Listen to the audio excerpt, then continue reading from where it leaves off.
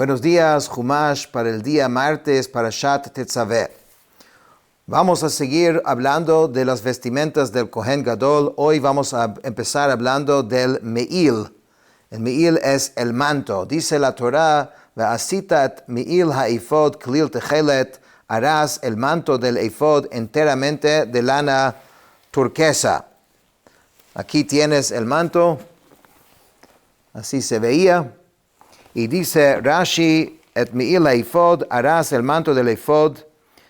Es llamado el manto del efod en el sentido que el efod estaba colocado sobre él a modo de ceñidor. O sea, ya nosotros habíamos hablado del efod anteriormente y ahora estamos hablando de la vestimenta que estaba debajo. Y aquí lo pueden observar como los dos elementos están juntos. Ese es el manto y ese es el efod que nosotros hablamos antes. Y el Hoshen iba aquí, el pectoral. Dice Rashi, klil techelet, el manto entero era de lana turquesa, ya que no había otra clase de material mezclado en él. Después dice un punto interesante acerca de esta vestimenta, donde vemos la importancia que tenían estas vestimentas del Kohen y del Kohen Gadol. V'haya pirosho betocho, la apertura para la cabeza estará doblada hacia adentro. O sea, aquí, donde mete la cabeza, tenía que doblarlo y reforzarlo hacia adentro. Su apertura tendrá un borde en derredor de labor de tejedor, como la abertura de un coselete no será desgarrado. Explica Rashi, vaya pirosho, la apertura para la cabeza estará. Esto se refiere a la apertura del manto en su parte superior, que era la apertura para el cuello. Betojo, doblado hacia adentro, significa que la hechura del pliegue era tejido y no por medio de aguja, como la apertura de un coselete. De este versículo aprendemos que sus corazas tenían sus aperturas dobladas hacia adentro. Lo yicarea, que no se puede desgarrar. Es decir, que hay que hacerlo como la apertura de un coselete para que el manto no se desgarre. Esto implica que quien la desgarre transgrede un mandamiento negativo, pues es uno de los 365 preceptos negativos.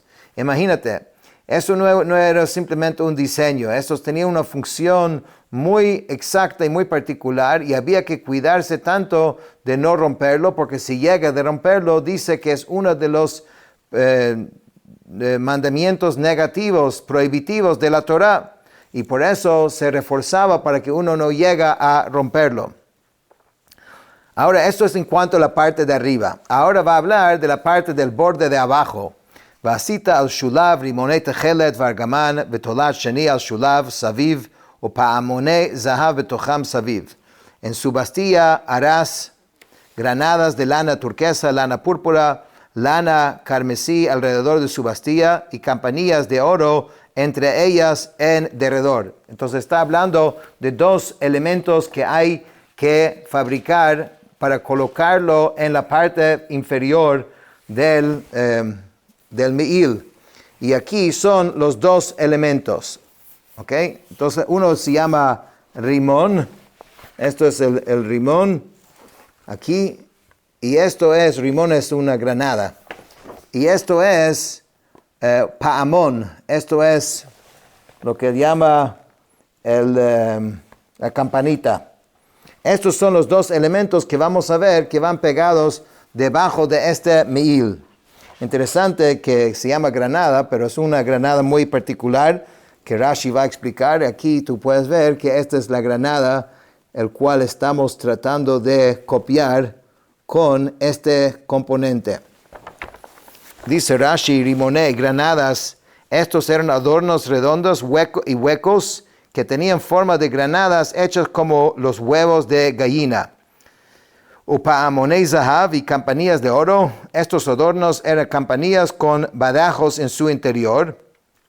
Entre ellas en derredor. Esta frase significa que entre ellas alrededor, es decir, que entre 2 granadas había una campanilla, la cual estaba adherida y colgaba del borde inferior del manto. Entonces todos estos tenían que colocarse aquí abajo en el borde, puedes ver así, ya que están puestos estos componentes, estos elementos en la parte inferior del me'il. ¿Cómo había que colocarlo? Sigue la Torah diciendo, Pa'amon zahav v'rimon al shulei ha'me'il saviv. Una campanilla de oro y una granada. Una campanilla de oro y una granada en el bastidor del traje en derredor. Vehaya al Aharon lesharet v'nishma kolo bevoel hakodesh lefnei Hashem uvetzeito velo yamut. Dice, deberá estar sobre Aarón para que oficia y se escuchará su sonido cuando entra al santuario. O sea, ya la Torah está diciendo cuál es la función de estas campanitas. La idea era que cuando él caminaba, se podía escuchar que llega el Kohen Gadol y cuando salga para que no muera. Entonces aquí vemos otra vez lo importante de estas vestimentas, porque dice la palabra para que no muera. Que Rashi dice de lo que implica esta frase enunciado en términos negativos, infieres algo positivo. ¿De qué? No lo dijo explícitamente, dice para que no muera, pero de esto se infiere que si el Kohen llevaba puesto la vestidura, no estará sujeto a la pena de muerte. Pero si entra al tabernáculo en el desierto y también en el templo en Jerusalén, faltándole una de estas vestiduras, se hará acreedor a la pena de muerte a manos del cielo. El siguiente componente o vestimenta del Kohen Gadol se llama el tzitz, ¿okay? Es que es una placa frontal que había que utilizar. Pero antes de empezar a ver acerca del tzitz, hay que entender que se pone un poco complicado porque hay varios elementos que el Kohen Gadol tiene en su cabeza. Primeramente tiene como un turbante. Hay diferentes opiniones cómo era ese turbante. Después había que tener ahora el tzitz, que es la placa frontal. Y también hay como un hilo que sostiene esa placa frontal, que como vamos a leer, tiene que estar encima de su turbante. Y encima de esto hay los tefilín que todo judío tiene que usar todos los días, y lo usamos todos los días, que también tenía que tener su espacio que va aquí. Entonces tienes la placa frontal, el hilo con que se colgaba, el turbante y los tefilín. Son 4 diferentes componentes. ¿Cómo todo esto entraba? Esto es una explicación larga que Rashi nos da. Pero aquí, en resumen, estás viendo por lo menos 3 de los componentes. Estás viendo la placa frontal. Aquí está el hilo que lo sostenía. Y aquí está el turbante. Pues en este dibujo el turbante es un poco diferente, pero y aquí también puedes ver de cerca cómo estos hilos tenían que estar puestos de una forma muy particular, unos de cada lado y uno en el centro, y eso se sostenía casi como si fuera un casco sobre el turbante. Eso es lo que dice a continuación. Vasita tzitz zahav tahor ufitachta alav pituchei chotam kodesh laHashem. Harás una placa frontal de oro puro y grabarás en él como el grabado de un sello santo para el Eterno. En otras palabras, en esta placa frontal tenía que estar escrito las palabras kodesh laHashem. Ya estás viendo en este dibujo cómo las palabras Kodesh laHashem y también el nombre de Dios está ahí arriba, están escritos. Vesamta oto al ptil techelet vehaya al hamitznefet, lo pondrás en un hilo de lana turquesa y estará sobre la cofilla. El mul pnei hamitznefet yihye. Entonces hacia el frente de la cofilla estará. Vehaya al meitzach Aharon y deberá estar sobre el frente de Aarón. Venasa Aarón et avon hakodoshim asher yagdishu bnei Yisrael lechol matenot kodshehem. Y aquí la Torah da la razón, la función que tenía esta vestimenta o este componente que Aarón, para que Aarón porte el pecado por las cosas consagradas que los hijos de Israel consagren por cualquier regalo de sus ofrendas sagradas. Vehaya al mitzchot tamid leratzon lahem lifnei Hashem. Estará continuamente sobre su frente para beneplácito hacia ellos delante del Eterno. Rashi explica venasá Aarón, para que Aarón porte en este contexto. La palabra venasá connota perdón, aunque también significa portar, pero la misma palabra significa portar y perdonar también. Que en el sentido de que Aarón porta sobre sí el fardo de pecado, con lo cual se quita el pecado cometido en las cosas consagradas. ¿Ok? Dice et avon hakodoshim, el pecado por las cosas consagradas. Dice el tzitz, esa placa frontal, tiene como propósito apaciguar a Dios por la sangre y la grasa de las ofrendas que fueron ofrecidas en un estado de impureza. Sabemos que los sacrificios y las ofrendas en el templo tenían que ser hechos con un nivel de pureza muy especial. De hecho, en las excavaciones fuera del templo se ha encontrado muchos mikvaot. Mikvaot son baños rituales, porque los kohanim, antes de entrar al templo, tenían siempre que mantener un nivel muy elevado de pureza. Se sumergían en el mikve y era una cosa muy grave entrar en el templo sin estar puro. Pero como ellos servían siempre, podía pasar que alguien entró y no tenía el nivel de pureza. Entonces esto era para, digamos, expiar para estos pecados. Entonces dice, ¿qué es el pecado de las cosas sagradas? Como lo hemos aprendido, ¿qué pecado cometido contra las ofrendas sagradas es aquel que el tzitz perdona? ¿A cuál en particular se refiere? Dice, si fuera el pecado de pigul. El término pigul en general significa la carne de una ofrenda animal con respecto al que el cohen que la ofreció tenía intención de comerla después del tiempo prescrito por la Torah para hacerlo. Entonces, en fin, Rashi entra en los detalles de qué pecado exactamente esa placa frontal expiaba, pero requiere un conocimiento de estas leyes de los korbanot, de los sacrificios, que más adelante lo vamos a entender mejor. El tercer libro, digamos, habla de este tema con más detalle. Ahí vamos a entender esto mejor. Vehaya al mitzchot tamid, estará continuamente sobre su frente. Es imposible decir que este versículo significa que la placa frontal debería estar continuamente sobre la frente del Kohen Gadol, ya que en realidad únicamente estaba con él durante el servicio en el templo. Por lo tanto, esta expresión que dice la Torah continuamente es dicha en el sentido de que siempre va a ser el efecto de beneplácito de Dios a favor del pueblo judío, incluso cuando no está puesto.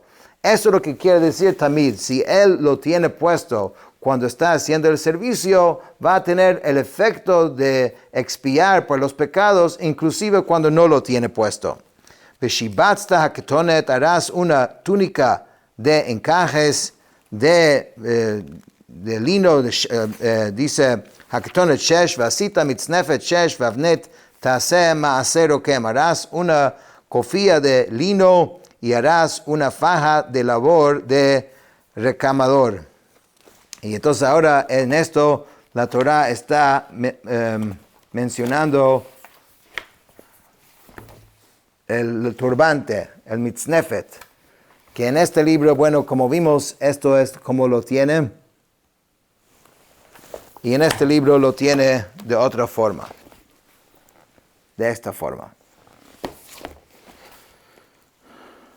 Y esto es en cuanto al Kohen Gadol. Entonces el Kohen Gadol tenía el efod, que era el primero que hablamos, tenía el pectoral, tenía el mi'il, y tenía el turbante, y tenía también la placa frontal. Ahora dice, ולבני אהרון תעשה כותנות ועשית להם אבנתים ומגבעות תעשה להם לכבוד ולתפארת. Dice, y para los hijos de Aarón harás túnicas y les harás cinturones y les harás bonetes para gloria y esplendor. והלבשת אותם את אהרון אחיך ואת בניו איתו ומשכת אותם ומילאת את ידם וקידשת אותם וכיהנו לי. Y Hashem le ordena a Moshe, con ellas vestirás a tu hermano Aarón. O sea, cuando ellos se iniciaron en el servicio, Moshe los tenía que vestir. Y a sus hijos junto con él los ungirás, los investirás y los consagrarás para que oficien ante mí. Ve'asei lahem michnes evad lechasot besar erva mimatnayimvad yerechaim yiyu. Les harás calzones de lino para cubrir su desnudez, desde los lomos hasta los muslos serán, vehayu al Aarón ve'al banav, y estarán sobre Aarón y sobre sus hijos, bevoam el ohel moed, cuando entran a la tienda de la cita, o begishtam el mizbeach, o cuando se acercan al altar para oficiar le sharet bakodesh, en la santidad, velo yisu avon vametu, para que no porten pecado y mueran. De nuevo los da esa advertencia que servir en el templo sin esto es pena de muerte. Jukat olam lo ulezaro acharav es un estatuto perpetuo para él y para su descendencia después de él. Explica Rashi, con ellas vestirás a tu hermano Aarón. Esta frase se refiere a todos aquellos vestiduras que fueron dichas con respecto a Aarón, que son el pectoral, el joshen, el efod, que es el manto, el me'il, la túnica de encajes, el kutonet, la kofía, la kofía de mitznefet, la faja, que es el avnet, la placa frontal de oro, que es el tzitz, así como los calzones, los michnasayim, que están escritos más adelante con respecto a todos los kohanim. Todo esto Moshe tenía que vestir a Aarón y los kohanim, vet banav ito, vístelos con aquellos 4 vestimentas que fueron escritos respecto a ellos. Umashachta otam, y los ungirás a Aarón y sus hijos con aceite de unción. Y los investirás, dice Rashi, siempre en la Torah que aparece la expresión llenar las manos. Su significado es de iniciar a alguien en un cargo determinado. Cuando un individuo ingresa a un cargo para detentarlo desde ese día en adelante, entonces se usa esta expresión, llenar las manos. Ve'asei lahem, les harás tanto para Aarón y como para sus hijos estos calzones de lino. Así pues, para el Kohen Gadol hay en total 8 vestimentas, y para el Kohen ordinario hay 4. Vehayu al Aarón, estarán sobre el Aarón y sobre sus hijos todas estas vestiduras, o sea, para Aarón los que son propios de él, los 8, Valbanav, que son propios para ellos, que son los 4. Cuando entran a la tienda de la cita, esta expresión se aplica al santuario como al tabernáculo en el desierto.